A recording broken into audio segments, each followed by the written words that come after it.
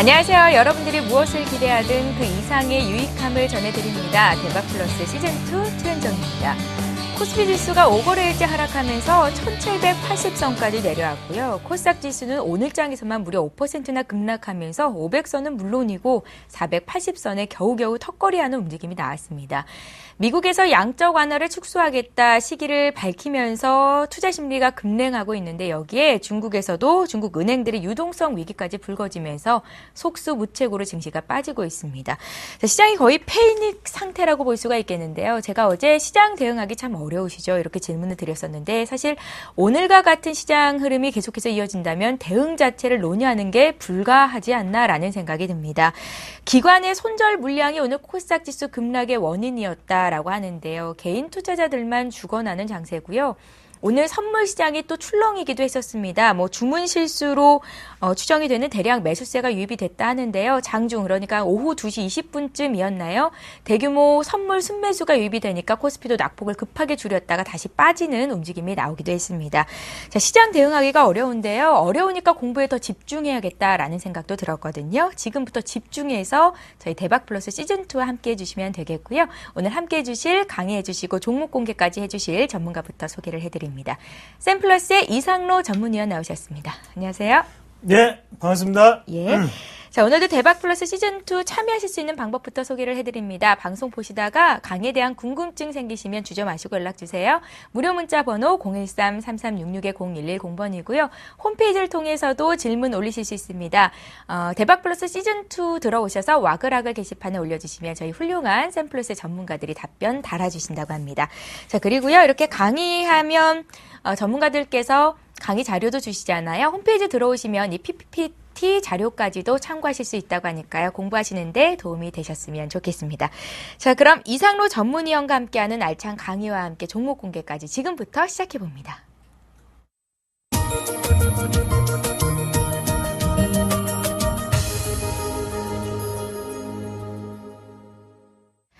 예, 미국과 중국발 악재로 한국거래소에서는요, 추가적인 급락이 나올 시에 대응책을 내놓겠다 이렇게 얘기가 들리기도 했었고요. 또 증권사 얘기를 들어보니까 지금 현재 고액자산가들은 어떻게 대응하고 있는지 참 궁금하시죠?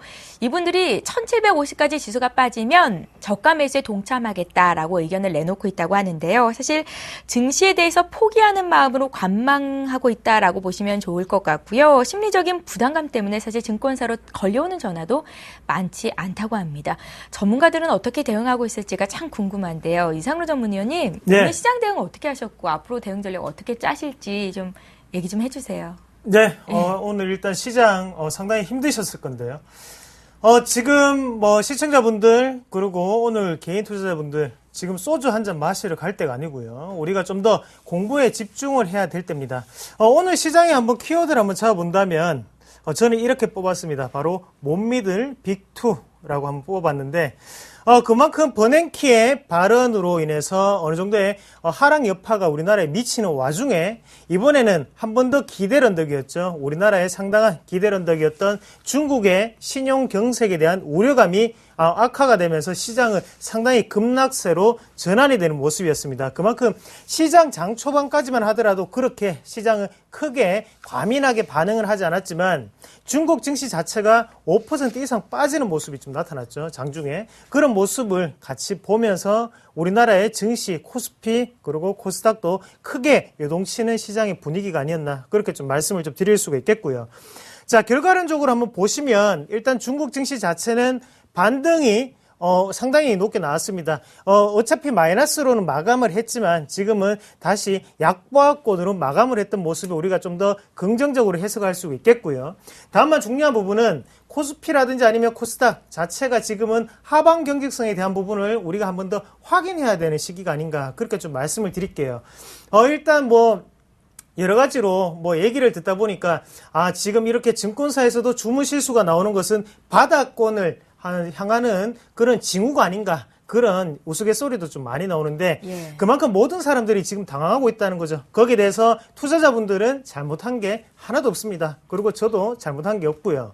지금 시장 같은 경우에는 수급에 의해서 그리고 외국인의 어느 정도의 매도세, 그리고 코스닥은 오늘 어느 정도의 기간의 로스컷에 의해서 좀 많이 빠지는 분위기였고, 거기에 대해서 내일 시장 같은 경우에도 우리가 급하게 오늘 종가 매매를 할 게 아니라 지금 같은 경우에는 시장의 바닥을 한 번 더 확인하고 가자. 어차피 지금 시장에서 달려가더라도 크게는 못 달려갑니다. 어차피 지금 1%, 2% 좀 더 낮게 살려고 우리가 바닥을 먼저 논해서 들어가시는 것은 상당한 리스크가 있다고 좀 말씀을 드리겠고요. 차라리 수급적인 부분 다시 한 번 더 들어오는 거 확인하고 그때 사셔도 절대 늦지 않다는 거. 어차피 주식은 때와 타이밍이 일치를 해야지 수익을 나겠죠. 지금 한번 보시면요. 코스닥 같은 경우에 오늘 상당히 많이 빠졌습니다. 코스닥도 상당히 많이 빠졌고 코스피 같은 경우에도 1%대 크게 빠지는 모습이었는데요. 코스닥 한번 같이 볼게요. 코스닥 한번 같이 보시면 금일 지금 보시면 아시겠지만 5.4%가 빠졌습니다. 그래서 와 정말 이게 정말일까라는 생각도 상당히 많이들 하셨을 건데 제가 내일 반등이 나온다는 보장은 못 해드릴 것 같아요. 대신에 가장 중요한 부분은 이렇게 투자 심리 자체가 상당히 악화되어 있습니다. 악화되어 있는 와중에 우리는 그래도 한 번 더 확인하고 가시는 전략. 그래서 내일 수급적인 부분 다시 한 번 더 확인하시고요. 그리고 지금 가장 중요한 부분은 매수와 매도가 들어오는 부분을 확인하시는 게 중요한 게 아니라 일단은 대외적인 부분 그리고 어느 정도 방지책이 있다면 그 방지책을 우리의 심리 자체를 꺾어줄 다시 한 번 더 상승시켜줄 그런 확고한 어느 정도 방지책이 나타나야 되는 부분이 아닌가 그렇게 좀 말씀을 드릴게요. 예. 중국 증시가 이틀째 급락하다가 장 막판에 낙폭을 거의 다 줄이면서 마감이 됐다라는 거 긍정적으로 해석이 가능하겠다 말씀을 주셨었고요. 또 이제 증권사에서도 주문 실수가 나오고 있다는 거 그만큼 시장이 어떤 이제 변곡점을 향해서 지나가고 있다. 긍정적으로 해석을 해볼 수 있겠다라는 말씀까지도 주셨습니다. 기대를 해보면서요. 내일 반등이 나올지라도 급하게 들어가지는 마시고요. 바닥을 확실히 확인을 해준 이후로 대응하시는 게 좋겠다. 기억하셨으면 좋겠습니다. 자, 전문가의 시황과 키워드 분석을 먼저 해봤고요. 이제 지난주에 추천해 주셨던 종목은 과연 흐름이 어떨지 AS 해보는 시간을 갖고 싶은데요. S&T중공업, 성우전자 이렇게 두 종목을 주셨었습니다. 장이 어려웠어서 아마도 힘들었을 것 같긴 한데 네, 대응 전략 맞습니다. 좀 짜주세요. 예, 일단 S&T중공업 같은 경우에 2주 전에 말씀을 드렸고요. 우리가 생각을 했던 손절가가 13,100원이었죠. 하지만 13,100원대를 같이 보시면요. 13,100원을 이탈하고 나자마자 갭 하락이 나왔습니다. 그만큼 제가 손절가로 어느 정도 염두에 둔 가격대를 말씀을 드렸던 부분은 시장이 악화가 될 때는 그때는 더욱더 크게 빠질 수 있기 때문에 그렇게 손절가를 좀 더 짧게 잡아 드렸던 거고요. 시장에 장사는 없습니다. 그리고 저 또한 마찬가지로 시청자분들의 구원자는 될 수 있겠지만 저 또한 천하제일의 명장은 아니겠죠. 그런 관점에서 다시 한 번 더 죄송하다는 말씀을 좀 드리겠고요. 대신에 제 딴에는 노력을 한다고 해서 어느 정도 손절선을 짧게 말씀을 드렸던 부분이니까 그 부분을 좀 좋게 봐주셨으면 좀 좋을 것 같아요. 그래서 지금 한번 혹시나 지금까지도 보유를 하고 계신 분들이라든지 아니면 손절 타이밍을 놓쳐서 시장이 빠졌기 때문에 이 종목도 이렇게 빠졌다고 생각을 하시는 분들 분명히 있으실 겁니다. 그러면 지금 시장에서 우리가 생각을 해야 되는 거는 시장에 의해서 이렇게 빠졌다면 그래도 내 계좌에는 마이너스가 상당히 크다는 거죠. 그래서 시장이 이렇게 빠지기 전에 먼저 손절을 하는 게 가장 좋은 방법이고요. 이 회사에 대해서 거기에 대한 여러 가지 실적이라든지 이런 부분은 변한 게 없습니다. 다만 우리가 중요하게 생각을 해야 되는 거는 이 회사에 대한 가치가 안 변했을 때는 시장 자체가 턴할 때까지는 이미 보유를 하고 있기 때문에 기다리셔야 된다는 말밖에 제가 못 드릴 것 같아요. 그래서 혹시나 지금 여기에서 추가적으로 더욱더 하락을 하게 돼서 12,000원을 깨는 상태까지 온다면 그때는 전량 매도를 하시고 그 다음 다른 종목군 시장의 트렌드 다시 시장이 상승할 때 갈 수 있는 종목군으로 다시 이 방송을 보면서 콜렉트하는 그런 습관을 좀 더 가지셨으면 좋겠고요. 그 다음 종목으로 성우전자에 대해서도 좀 말씀을 드리겠는데요. 성우전자 같은 경우에도 지금 보시면 3,895원으로 시장이 끝났죠. 거기에 대해서 제가 손절선으로 매수가 같은 경우에 4,600원이었고 그리고 손절가 같은 경우에는 4,400원을 제시해드렸습니다. 4,400원을 말씀을 드렸던 이유는 이것도 마찬가지로 가격적인 지지와 저항권이 있을 때 그 지지선 자체 마지막 마지노선이 4,400원이었고요. 그 지점을 이탈할 시에는 갭 하락과 더불어 큰 투매가 나올 수밖에 없는 가격대로 들어갈 수 있다는 거죠. 그래서 그런 가격대를 한번 보신다면 오늘도 거래량은 어느 정도 밑에 보시면 나오는 모습이 출회가 좀 됐다고 좀 말씀을 드릴 수가 있겠고요. 이런 부분 자체는 최근 들어서 바로 삼성전자와 상당히 관련이 있겠죠. 삼성전자 같은 경우에 상당히 시장은 의존을 많이 하고 있습니다. 하지만 삼성전자에 대한 반등은 우리의 기대를 만족시켜주지는 못하고 있다는 거죠. 그런 관점에서 봤을 때 일단 시장 자체가 지금 코스닥 자체가 이렇게 478포인트까지 빠지는 거는 새로운 판을 다시 한번 짜자. 그런 의미도 저는 좀 강하다고 좀 생각을 하거든요. 그런 의미에서는 종목들 지금 같은 경우에 어느 정도는 우리가 리빌딩을 해야 되는 시간이 아닌가 그렇게 말씀을 좀 드릴게요. 예, 천하제일의 명장은 아니지만 시청자 여러분들의 길라잡이 구원자가 되드리겠습니다. 굉장히 믿음이 가는데요. 이제 본격적으로 이상로 전문위원께서 준비하신 강의를 들을 겁니다. 오늘은 어떤 강의를 들려주실지 잠시 뒤에 공개할게요. 5천만 국민들이 모두 주식을 공부하는 그날까지 주식의 기초부터 높은 수익을 내는 방법을 아낌없이 공개하는 이 시간 이상로의 오주방 지금 만나볼 수 있습니다. 예, 5천만의 주식 공부방 지금부터 시작을 해볼 겁니다. 시장이 굉장히 어려운데 이 시점에서는 어떤 공부를 해야 주식 시장에서 성공할 수 있는 건지 지금부터 들어볼 거니까요. 집중하시고 지금 강의 시작해 봅니다. 예. 네. 지금, 오늘 장이 많이 빠졌다고, 지금 술을 마시러 가시는 거나 그런 분들이 상당히 많으실 건데요. 지금 이 TV를 보고 계신 시청자분들은 내일 꼭 틀림없이 수익이 나실 겁니다. 제가 앞서서 코스피라든지 코스닥에 대한 매매 동향에 대해, 언급을 안 해드렸죠. 바로 이 부분에 대해서 집중적으로 말씀을 드릴 건데, 우리가 생각하고 있던 매매 동향에 대해 잠시나마 잊고, 이렇게도 생각을 할 수 있구나. 이런 부분을 오늘 좀 말씀을 드릴 겁니다. 그러니까 오늘 같은 경우에는 상당히 집중을 좀 더 하셔야 될 것 같고요. 같이 한번 보시면, 이건 이제 제가 고객들이나 회원분들한테 이제 제가 신호 같은 부분을 매일 보내드리는 부분인데 한번 같이 보시면요.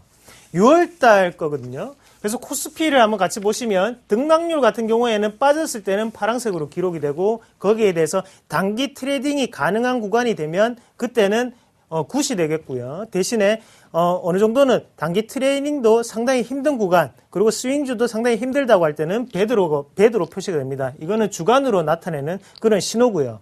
우리가 신호를 봤을 때 지금 6월달 상당히 많이 빠졌습니다. 거기에 대해서 6월달 코스피 자체 중순까지는 두 번의 어느 정도 오르는 모습이 나타났습니다. 하지만 우리가 여기에서 보셔야 되는 게 신호 자체는 변하지 않았다는 거죠. 여전히 배드 신호를 나타내고 있었고요. 거기에 대해서 어제까지를 같이 보시면 한 번에 굿이 있었습니다. 한 번에 굿이 있었고 그리고 나머지는 또다시 배드를 좀 나타내는 부분이었고요. 하지만 이 굿일 때를 한번 같이 보시면요. 다른 여타의 오르는 날과 달랐다는 거죠. 장 초반부터 빠졌다가 이제 장 후반에 갈수록 올라갈 수 있는 그런 우상향 패턴이 지속되었기 때문에 우리는 굿이라고 좀 표현을 했고요. 그 나머지 구간에서는 상당히 힘든 구간이었다. 그만큼 데이 트레이딩은 가능하겠지만 오버나잇이라든지 아니면 거기에 대해서 단기적으로 이틀, 3일 보유를 하고 난 다음에 팔려고 했을 때 그 신호 자체는 부정적인 신호를 아직까지도 나타내고 있다는 겁니다. 우리가 코스닥을 또 같이 한번 볼게요. 코스닥 같은 경우에는 코스피보다는 좀 더 오르는 날이 많았는데요. 같이 보시면요. 6월 달부터 꾸준히 첫째 주는 배드를 나타내고 있었고요. 그리고 둘째 주를 보시면 시장은 상당히 가파르게 올랐습니다. 가파르게 오는 와중에도 6월 10일, 13일에는 신호 자체는 굿으로 들어왔죠. 그만큼 스윙주를 했었다면 6월 10일 날 가지고 있던 물량 자체는 오늘 6월 13일까지는 허용이 됐지만 6월 14일부터는 우리가 매도세로 임해야 됐다는 거죠. 그럼 이 신호를 보고 난 다음에 지금까지의 신호를 한번 보시더라도 꾸준히 지금은 배드 신호가 나타나고 있습니다. 무슨 말이냐면 시장 자체가 녹록치 않고 지금 시장은 매매를 하지 말라는 신호를 우리에게 계속 보내고 있습니다. 그런 상황에서 우리는 좀 더 큰 수익 그리고 이 종목은 절대 불변의 가치가 있고 그리고 실적 개선은 이어지고 있으니까 이거는 무조건 올라갈 거다. 시장이 빠지더라도 이 종목만은 올라가겠지. 왜냐? 나에겐 특별한 사람이고 그 주식 자체는 나의 사랑을 듬뿍 받는 주식이기 때문에 라고 생각을 하시는 분들 상당히 많으실 건데요. 일단 그런 생각부터 버려야 된다는 거죠. 일단은 그런 생각부터 버리시고 주식은 절대로 내가 원하는 만큼의 수익을 주진 않습니다. 항상 모질하게 수익을 준다는 거죠. 만약에 제가 이익 실현을 하려고 100만 원이 되면 이익 실현을 해야지라고 생각했을 때 시장은 항상 96만 원 아니면 97만 원에 멈춰 있고요. 제게 갈등을 하게 되죠. 그때 우리는 어떻게 해야 될까요? 당연히 신호를 보고 여기까지가 나의 복이구나 라고 생각하고 정리를 해야 되는 거고요. 시장은 어떤 신호를 주냐 하면 같이 보시면 아시겠지만 하단에 여러 가지 신호들이 있는데 그중에서 한 개만 대표적인 부분을 좀 뽑아봤습니다. 그래서 시청자분들이 같이 참고할 수 있는 그런 부분인데요. 우리나라의 보조지표 같은 경우에는 대부분이 다 어느 정도 가격적인 부분에 대해서 영향을 받을 수밖에 없다는 거죠. 하지만 우리나라는 종가 자체, 동시호가가 2시 50분부터 다음에 3시까지 이루어지는 만큼 가격적인 조정 자체를 우리가 아닌 타인이 할 수가 있다는 겁니다. 그런 개념으로 보시면 좋겠고요. 스토캐스틱 언제부터 언제까지를 기록을 했는 거는 제가 일부러 좀 지웠습니다. 그런 신호기 때문에 보시면 아시겠지만 신호 자체는 아직까지도 바닥권을 나타내고 있다는 거고요. 거기에 대해서 코스닥도 마찬가지로 바닥권의 신호를 여전히 나타내고 있습니다. 그러면 우리가 항상 아시다시피 여기 한 번에 언덕이 있고 다음 언덕이 생각보다 높지 않았다. 이런 신호를 나타낼 때는 우리가 흔히들 다이버전스 현상이라고 하죠. 이럴 때는 주가는 좀 더 추가적인 하락 가능성이 있다는 신호를 좀 더 나타낸다고 좀 말씀을 드리겠고요. 그러면 이렇게 코스피라든지 코스닥을 이렇게 흔드는 원인은 누굴까? 그런 부분을 아셔야겠죠. 그럼 코스피 같은 경우에는 보시면 아시겠지만 외국인의 매도세가 꾸준히 진행이 되고 있습니다. 보시다시피 외국인의 매도세는 꾸준히 진행이 되고요. 하지만 조금 아시는 분들, 중수 이상인 분들은 그래도 기관이 사는데 기관이 사는 종목을 가지고 있으면 당연히 오르겠지. 어차피 우리나라 기관이 좀 더 방어를 해주겠지라고 생각을 하시는 분들도 있으실 거예요. 더욱더 똑똑하신 분들이 그럴 거고요. 하지만 중요한 부분을 우리는 간과하고 있다는 거죠. 바로 1800포인트부터 2000포인트까지 올릴 때까지 가장 중요한 역할, 그리고 주식을 매수를 했던 가장 진범은 바로 외국인이었습니다. 기관 같은 경우에는요, 우리가 아시다시피 2000포인트 이상이 되면 누구의 매물이 나온다 했죠? 바로 주식형 펀드, 그리고 두 번째는 자문형 랩 물량이 나온다고 했죠. 그런 물량으로 인해서 기관의 물량은 거의 소진이 된다는 거죠. 그러면 지금 기관이 사는 물량은 어떤 물량이냐? 바로 신규 매수의 확률이 상당히 높고요. 그런 관점에서 지금 외국인이 파는 물량은 어떤 물량입니까? 지금까지 보유를 하고 있던 물량이 나온다는 거죠. 그럼 외국인은 지금 파는 와중에 이게 과연 외국인은 손해일까요? 절대 손해가 아니겠죠. 외국인이 절대 손해를 보고 팔지는 않습니다. 그럼 외국인은 손해가 아니고, 그리고 지금에 사는 기관 같은 경우에는 어느 정도 손해가 돼 있다는 거죠. 대신에 기관이 사는 종목군들은 한정이 되어 있습니다. 어떤 부분이죠? 바로 운수 장비 업종에 대한 한정이 되어 있다는 거죠. 그래서 좀 이따 좀 더 기관과 외국인에 사는 종목군들을 비교를 하면서 좀 더 주포가 누군지를 좀 더 알아보실 건데요. 일단 코스피 같은 경우에는 외국인의 어느 정도의 수급 자체가 긍정적으로 돌아서야만 조금 더 추가적인 상승세가 좀 더 가능하지 않겠나, 그런 부분이고요. 그리고 우리가 코스닥을 한번 보시면요. 코스닥을 보시면 특별한 수급 주체도 없고 외국인도 좀 사는 것 같고 기관도 좀 사는 것 같습니다. 하지만 오늘 왜 이렇게 빠질까요? 예? 전체적으로 왜 이렇게 파란색이 많을까요? 기관도 상당히 많이 샀고요. 외국인도 상당히 많이 샀습니다. 하지만 주가는 빠진다는 거죠. 자, 이 부분을 우리가 아셔야 됩니다. 자, 오늘 같은 경우에도 외국인이 처음부터 매수세에 가담을 했습니다. 가담을 할 때 이제 시청자분들, 그리고 개인 투자자분들, 그리고 매일매일 주식을 사고 파시는 분들 생각을 하셨을 겁니다. 오늘 상승장이구나. 가겠구나. 오늘 여기가 바닥이겠다. 생각을 하고 들어가시는 분들 상당히 많으실 건데요.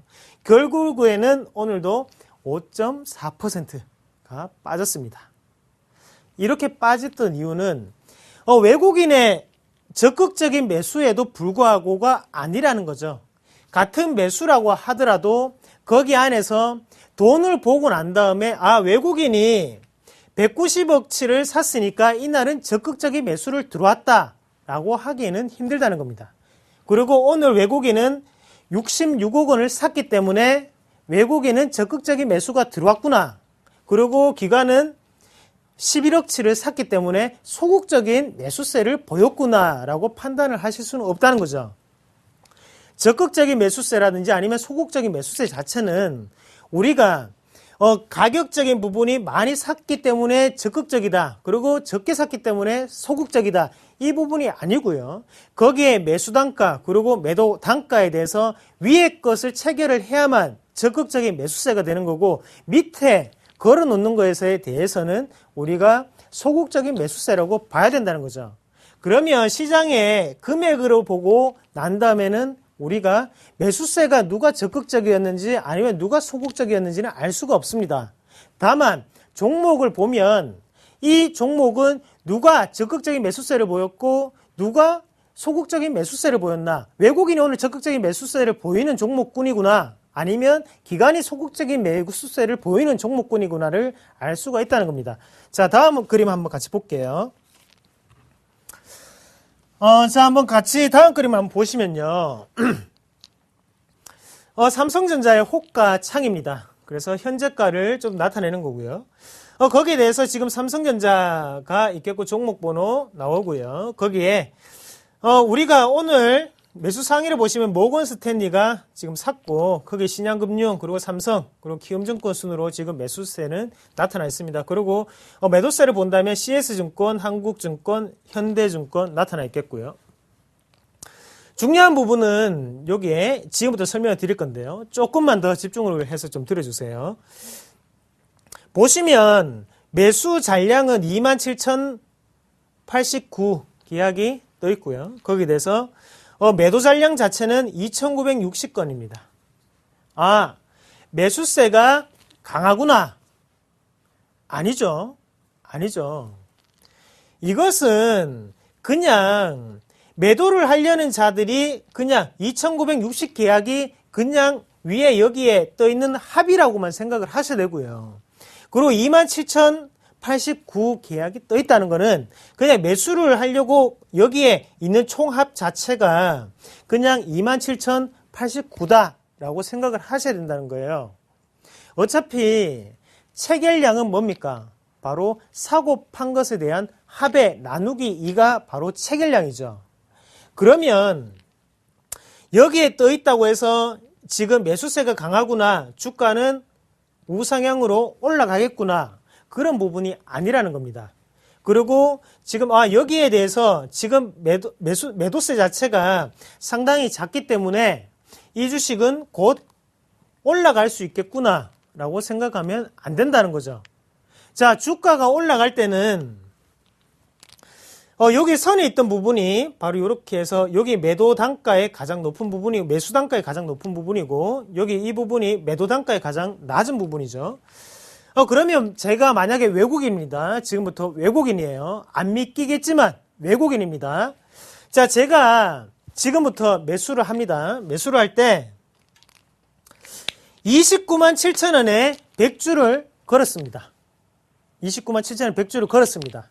주가가 움직입니까? 안 움직이죠. 자, 그러면 제가 삼성전자를 가지고 있습니다. 주식을 보유를 하고 있어요. 보유를 하고 있는 입장에서 지금 129만 7천 원에 팔았습니다. 주가는 움직입니까? 움직이죠. 어디로요? 밑으로 탁 내려가겠죠. 129만 7천 원으로 되겠죠. 위에 이 주가가 변하겠죠. 자, 무슨 말인지 이해 못하셨죠? 예, 다시 한번 말씀을 드릴게요. 자, 130만 원이 위에 130만 원이 아니죠. 지금 그럼 130만 원이 여기 위에 있어요. 그럼 제가 다시 매수를 한다고 130만 원에 걸었습니다. 130만 원에 안 걸리죠. 대신에 그 위에 있던 129만 8천 원에 걸리겠죠. 그러면 주가가 움직입니까? 움직이죠. 어디로요? 위로 움직이죠. 그러면 왜 우리가 외국인이 사면 주가가 오를 때가 많다고 합니까? 외국인들은 특징 자체가 적극적으로 매수세에 임한다는 거거든요. 예? 그럼 외국인이라고 모두 다 적극적으로 임하는 건 아니겠죠. 그렇기 때문에 오늘 코스닥과 같이 외국인이 매수를 했음에도 불구하고 장이 빠질 수가 있는 거고요. 다만 중요한 부분은 통상적으로 봤을 때 외국인이 들어오면 외국인은 밑에 걸어서 사는 게 아니라 위의 효과를 체결시키면서 주가 자체를 올리면서 산다는 거죠. 그러면 기관의 매수세가 크게 들어오는 종목군 만약에 올랐다면 그 기업은 그 주가는 기관이 적극적으로 사는 기업이구나 라고 판단을 할 수 있겠지만 기관이 샀음에도 불구하고 주가가 만약에 내려갔습니다.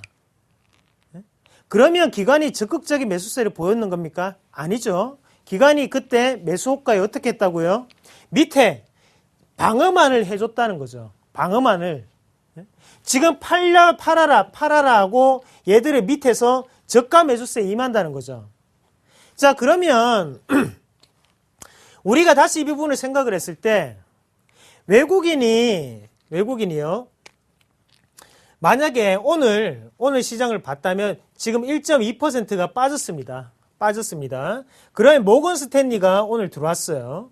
그럼 모건 스탠리를 봤을 때 얘네들이 적극적인 매수세를 보였습니까? 모르죠. 모르는 게 아니죠. 매수를 했음에도 불구하고 주가는 빠졌습니다. 맞죠? 네? 그러면 얘네들이 그렇게 크게 적극적으로 주가를 부양하려는 의지가 없었다는 거죠. 그냥 저점에서 더 이상 빠지는 것은 용납하지 않겠다라는 어느 정도의 오늘 전략이 있었던 거죠. 네?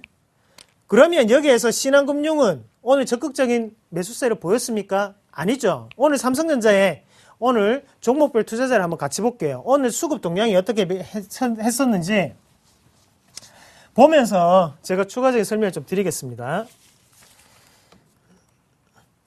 삼성전자를 한번 같이 보겠습니다. 삼성전자를 한번 같이 보시면 오늘 보시면 밑꼬리, 윗꼬리가 다 나타났습니다. 거기에 대해서 자, 종목별로 한번 보시면요. 순매수입니다. 순매수고요. 순매수는 바로 매수 빼기 매도, 혹은 매도 빼기 매수. 그래서 순매수, 순매도라고 하죠. 자, 기관은 샀습니다. 기관을 샀고 외국인은 팔았죠. 네, 팔았죠. 근데 주가는 빠졌습니다. 그리고 전날 6월 24일 날 기관은 샀습니다. 기관은 샀죠. 대신에 외국인은 또 팔았습니다. 다음 21일 날 주가는 빠졌습니다. 기관은 샀고요. 외국인은 팔았고요. 자, 기관이 지금 삼성전자를 주가를 올리겠다 이런 의미입니까? 아니죠. 방어만을 하는 거죠. 저가 매수만을 담아준다는 겁니다. 그러면 지금 삼성전자를 사는 기관은 적극적인 매수세를 보이는 기관입니까? 아니면 소극적인 매수세를 보이는 기관입니까? 소극적인 매수세를 보이는 기관인데 대신에 금액적인 부분은 상당히 많이 들어온다. 이렇게 보셔야 된다는 거죠. 아시겠죠? 그러면 지금 외국인은 매도세를 크게 보이고 있습니다. 그럼 외국인은 응용을 한번 해볼게요. 지금 매도세를 보이고 있는 와중에 외국인은 적극적인 매도세를 보이고 있습니까? 아니면 소극적인 매도세를 보이고 있습니까? 적극적인 매도세를 보이기 때문에 150만 원에서 130만 원까지 내려올 수가 있었죠. 예? 받기 전에 내린다는 거예요. 받기 전에. 기관이 밑에 물량은 계속적으로 되지만 얘네들은 그 손해를 감수하고 파는 게 아니라 그냥 대놓는 대로 계속적으로 판다는 거죠. 자, 사람이 우리가 매수를 할 때요. 그리고 매도를 할 때 보시면 잠시만요. 제가 일단 삼성전자는 상당히 시청자분들 거리가 있다고 좀 생각을 하시는 분들 많으시니까 제가 다른 종목군 한번 SK하이닉스로 가격대 비슷한 걸로 한번 맞춰서 말씀을 좀 드릴게요. 자, SK하이닉스가 있습니다. 자, 마찬가지로 우리가 만약에 SK하이닉스를 지금 매도를 하려고 해요. 매도를 하려고 해요. 자, 그러면 시청자분에게 제가 묻겠습니다. 매도를 하려고 하는데 시청자분은 지금 현재가가 29,500원입니다. 얼마에 파시겠습니까? 오늘 무조건 매도를 하셔야 됩니다. 얼마에 파시겠습니까? 뭐 29,500원에 파십니까? 아니죠. 사람 마음이 그렇지 않죠. 네?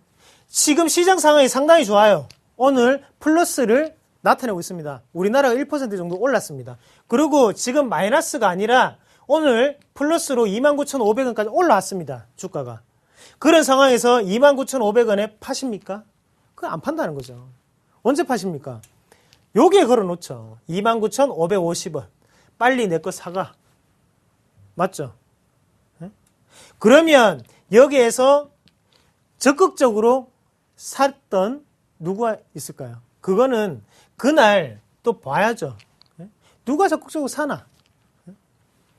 여기 29,500원에 곧장 체결시키는 사람은 잘 없다는 거죠. 사실. 하지만 지금 삼성전자가 자체가 빠지는 데 이유는 외국인이 적극적으로 매도세를 보이고 있다는 거죠.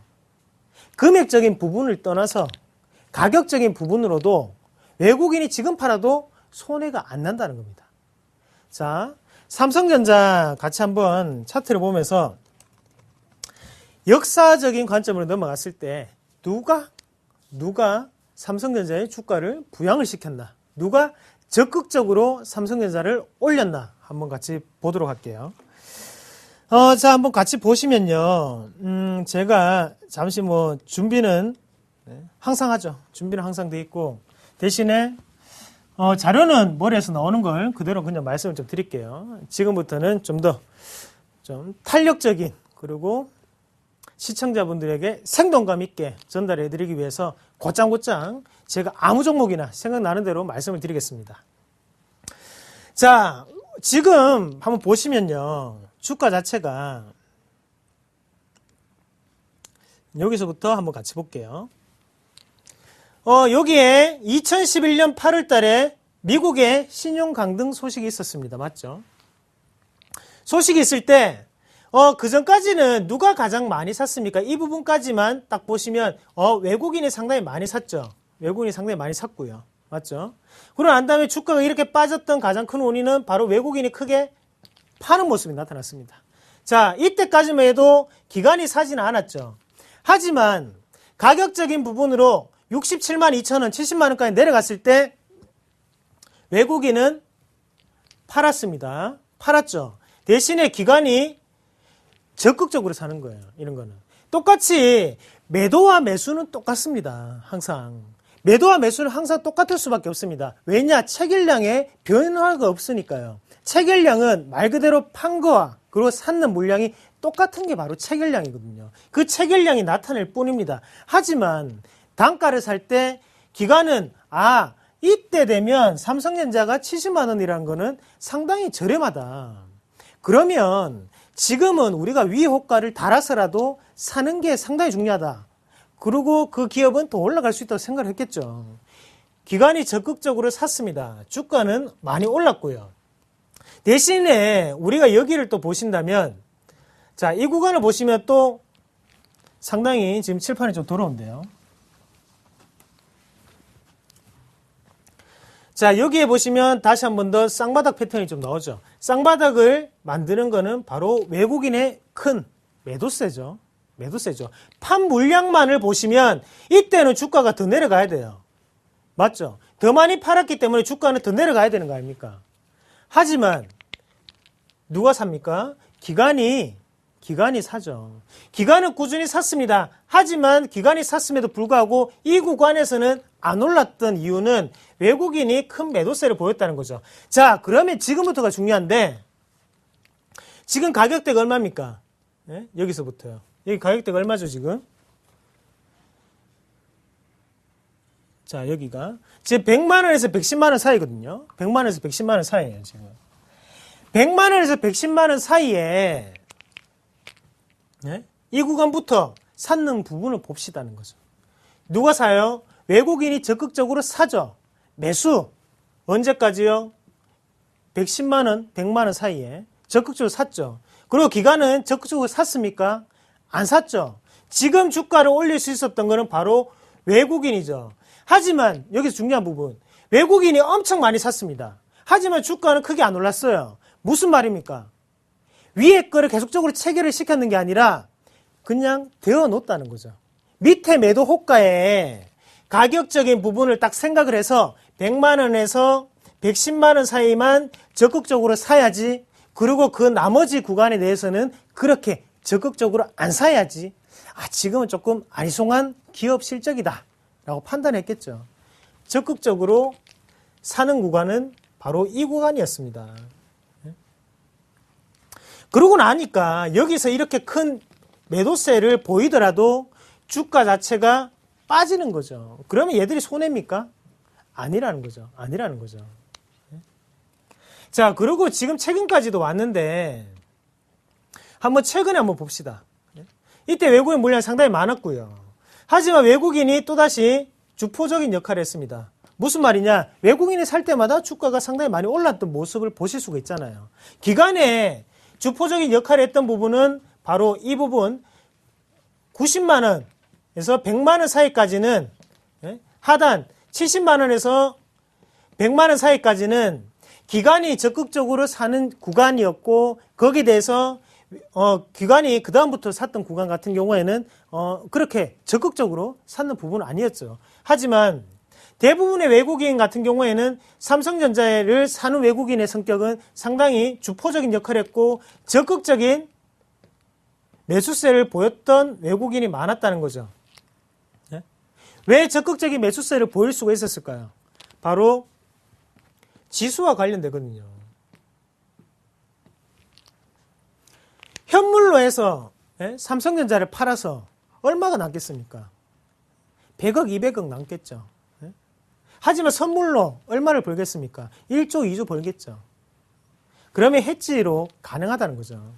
자, 다만 우리가 지금부터 좀 생각을 해야 되는 게, 기관이 아무리 많이 사도 주가는 안 오릅니다. 맞죠? 무슨 말입니까? 기관도 안다는 거죠. 자, 자세히 보세요. 지금 상황에 자, 주가 자체가 이렇게 박스권 상단이죠. 지금 기관이 여기서부터 이렇게 보유 주식 수를 많이 늘렸습니다. 주가가 올랐습니까? 안 올랐죠. 안 올랐죠. 외국인이 파니까 주가는 도리어 떨어졌죠. 지금 삼성전자를 사는 기관은 가격적인 부담을 안고 있다는 거죠. 가격적인 부담을 안고 있습니다. 그래서 다시 현재가를 한번 보시면요. 위에 거를 체결을 잘 못 시킵니다. 오늘 이 종목, 오늘 거래원 입체 분석 보니까 오늘 기관이 엄청 사는데, 주가 이거 오르겠지. 천만의 말씀. 아니죠. 지금 성격을 먼저 파악을 하셔야 된다는 거죠. 성격을. 자, 주가의 흐름을 보시면 그 외국인이라든지 아니면 기관의 성격을 아실 수가 있습니다. 그러면 사람이 저 다르고, 그리고 시청자분 당연히 스타일도 다르고 성격도 다르겠죠. 모든 사람들의 성격이 다르죠. 자, 주식은 고수톱이 아닙니다. 개인, 기관, 외국인 3명이 치는 고수톱이 아니라요. 만인이 하면서 어떤 사람은 광도 팔고, 어떤 사람은 망도 보고, 그렇다는 거죠. 망 보는 게 뭐예요? 관망이죠. 그런 식으로 여러 명이 하는 거다 보니까, 이 주식에는 이런 부분 자체가, 이 사람들은 적극적인 매수세를 보이는구나. 아니면, 소극적인 매수세를 보이니까, 여기에서 중요한 부분은, 여기 삼성전자의 주가를 움직이려고 하는 것은, 무조건 외국인이 좀 더 크게 사줘야지 크게 움직일 수가 있겠구나 라고 생각을 하셔야 되는 거고요. 종목 계속 한번 볼게요. 한번. 자, 응용을 해드린 응용을. 자, 그냥 갑자기 생각이 났습니다. 지금 최근 들어서 국제 원자재 가격이 상당히 많이 빠졌죠. 빠지는 와중에 천연고무가 대부분 다 천연고무는 도쿄의 주식시장에서 거래를 하죠. 도쿄 거래소에서 거래를 하는데 지금 천연고무의 가격 자체가 예전에 뭐 $300 뭐 이렇게 하던 부분 자체 지금 $240까지 내려왔거든요. 그게 무슨 말이냐면 그만큼 원자재 가격이 내려가다 보니까 고무를 생산하는 기업, 고무를 가공을 해서 공산품으로 만든 기업들한테 좀 더 마진 차익이 많이 남을 수 있는 구조겠죠. 하지만 한국타이어가 바로 그런 기업이고 거기에 대해서 타이어 업종이 바로 그런 어느 정도의 혜택을 받을 수가 있겠죠. 우리가 한국타이어의 주가 추이를 한번 같이 볼게요. 자, 상장이 되고 난 다음에 자, 색깔을 보시면요. 외국인과 기관의 보유 수량이 나타나고 거기에 대해서 외국인이 사지만 주가는 안 올랐습니다. 외국인이 사지만 처음에 외국인이 사지만 주가는 안 올랐고요. 어디부터 지금 외국인이 사면 주가가 오르냐면 자, 요 구간이 되겠네요. 요 구간이. 자, 여기 2013년 2월 달을 분기점으로 해서 그 전까지는 기관가의 어느 정도 타이밍이라든지 그런 부분이 일맥상통하게 움직이는 모습을 보실 수가 있습니다. 하지만 여기에서 다시 한 번 더 외국인이 크게 그리고 적극적으로 사진 않았죠. 적극적으로 사진 않았고 대신 하단에서 상당히 많이 사는 모습 그리고 기관은 하단에서 많이 팔았던 이 부분에서 상당히 많이 팔았던 모습 보실 수가 있겠고요. 기관이 많이 팔았음에도 불구하고 주가가 크게 안 떨어졌다는 것은 얘네들이 파는데 급급하지 않았구나. 외국인이 살 때마다 조금씩 내줬다는 거죠. 그러고 난 다음에 최근에는 외국인의 패턴에 따라서 주가는 움직이고 있습니다. 자, 기관이 사고 있습니다. 기관이. 맞죠? 기관이 사고 있습니다. 주가는 어떻게 돼요? 반대 방향으로 움직이죠. 외국인은 팔고 있습니다. 주가를 보시면요. 최근 들어서 윗꼬리와 아랫꼬리가 상당히 많습니다. 맞죠? 그러면 우리가 유출해 볼 수가 있다는 거죠. 기관이 샀음에도 불구하고 주가는 안 올랐습니다. 기관이 적극적으로 사는 건 아니구나. 외국인은 이 윗꼬리에 해당하는 부분에서 계속적인 매도세를 보이고 있다는 거고요. 대신 기관은 꾸준히 몸통까지 다 사는 게 아니라 밑에 가격 하단에서만 어느 정도만 매수세만 보여주고 있다는 겁니다. 왜냐하면 잘 들으세요. 기관이 지금 보유하고 있는 물량으로는 주가 자체를 움직이게 리드미컬하게 자기들 마음대로는 못 움직인다는 거죠. 왜냐?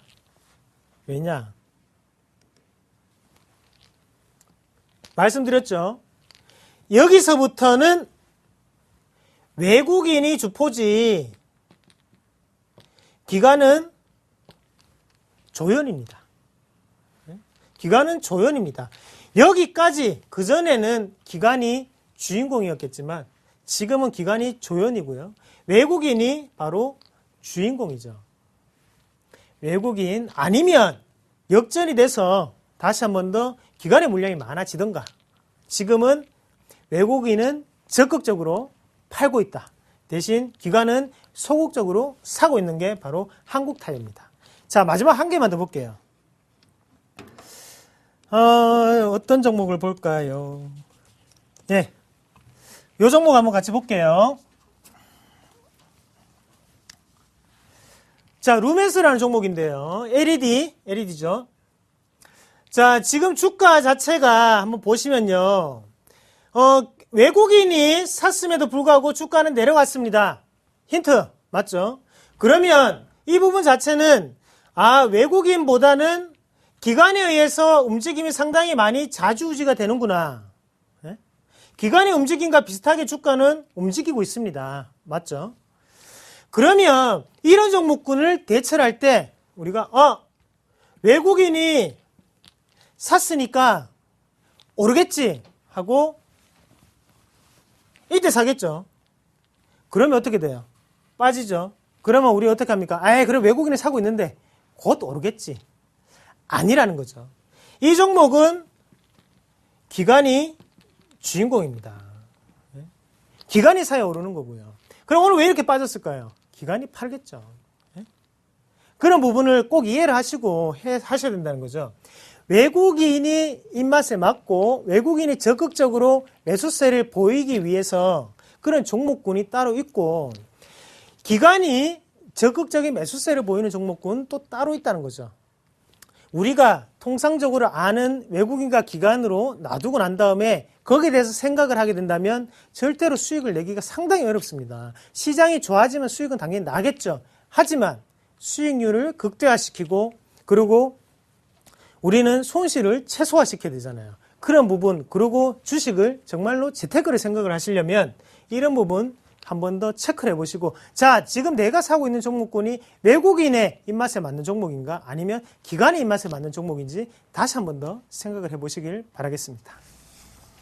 예, 오늘 굉장히 중요한 공부를 한 겁니다.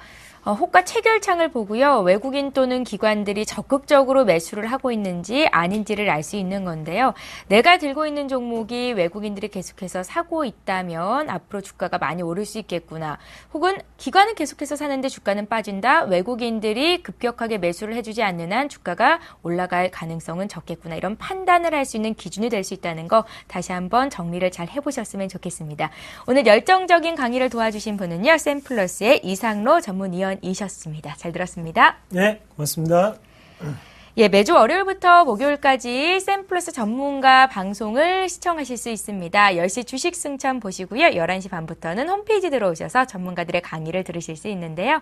잠들기 전 1시간 잘 활용해 보시는 시간으로 가지셨으면 좋겠고요. 오늘도 11시 반에 시청자 여러분들 위해서 주식 강의가 이루어진다는 것도 기억하십시오. 저희는 내일 이 시간에 다시 뵙겠습니다. 고맙습니다.